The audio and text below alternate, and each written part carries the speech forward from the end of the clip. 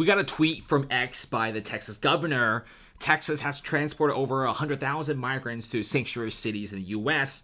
Overwhelmed, the Texas border towns should not bear the brunt of Biden's open border policies, and their transportation mission will continue until Biden secures the border. So this is getting uglier and uglier by the day. There's already several videos and clips of literally just border clashes, and this is becoming a big issue right now in many of these border areas, essentially. So what's happening is a lot of migrants are coming in, and let me tell you guys, many of these small Texas towns, they can't handle the amount of migrants. Okay, sure, maybe some of these towns can handle 50 or 100 migrants, right? But you're asking them to house hundreds of thousands of people, and Texas literally can't do that. Some of these small towns are just like farming towns. There's also cities like, Austin, Dallas, Houston, the bigger cities, they can't handle this either. They can't handle this sort of massive traffic. And it's getting to the point that even some of the farmers, guys, in Texas are pretty furious. They actually came out to protest about the border crossing because they know that their city, their small town, their farming regions in Texas cannot handle this many people flowing in. Because guess what happens when a bunch of people come into a city as migrants? It adds a lot of strain to the city. And if you look at some of the sanctuary cities in the U.S., like Denver, a city of just 700,000 people, is struggling to cope with 40,000 migrant arrivals.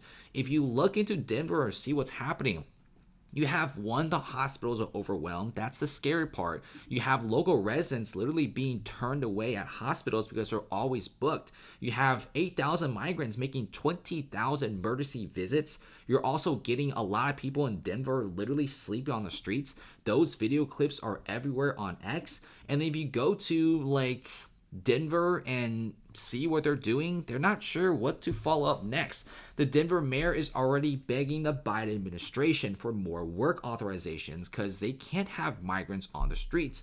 One, it's not sanitary. This also provides a lot of spread of flu, bacteria, all these kinds of things, especially it's a winter time. And two, it affects businesses, tourism. And lastly, they're a sanctuary city, okay? It doesn't look great if you just have literally people sleeping on the streets.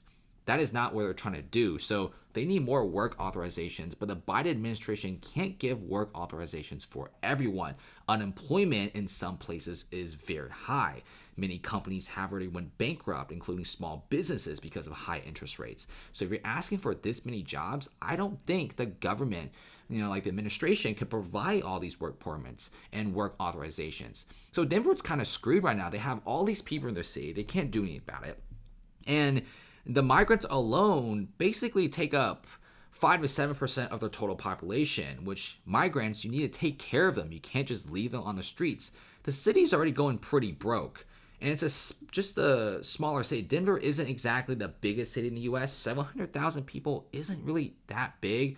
Go to Houston, go to Austin, go to a lot of these other places. Do you think these Texas cities, especially the small border towns, could handle this sort of migration of people? Absolutely not. This is why even the farmers are out protesting. I mean, when you got the farmers out protesting who grow our crops and our food, you kind of messed up here. And they're in support of not letting these people in. Not because they're heartless, because they just literally can't take in this many people. You saw what happened to the sanctuary cities. Healthcare systems are overrun. You got schools overrun. You have migrants sleeping on the streets. They don't know what to do. New York to Chicago to Denver, many of them opened themselves to migrants, became sanctuary cities without a very clear plan. Yes, some of these cities could house maybe 3,000, 4,000, maybe 5,000 people.